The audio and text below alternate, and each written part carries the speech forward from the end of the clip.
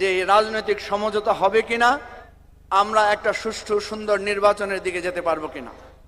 আমি অনুরোধ করব যে এই জায়গায় এসে আমাদের আর সংঘাত না করে একটা সমঝোতার রাস্তায় আমাদের আসা দরকার। আমি ছোট মানুষ হিসেবে বহুবার আহ্বান করেছিলাম।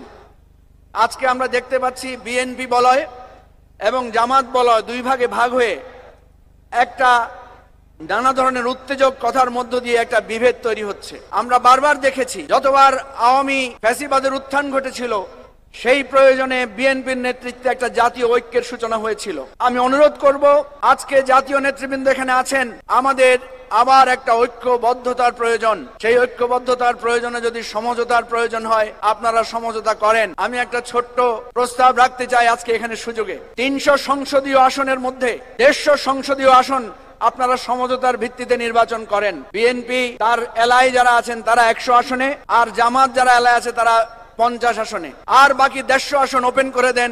সবাই সেখানে প্রতিদ্বন্দ্বিতামূলক নির্বাচন করুক, আর বাকি 300 আসনে সবাই করুক। তাহলে আমার মনে হয় এই যত বিভেদ বিভক্তি এবং নানা কথার মার প্যাচে পেছনে যে ক্ষমতার দ্বন্দ্বে, সেই দ্বন্দ্বটা কিছুটা হলেও প্রশমিত হবে এবং আমরা একটা সুষ্ঠু নির্বাচনের দিকে যেতে পারবো।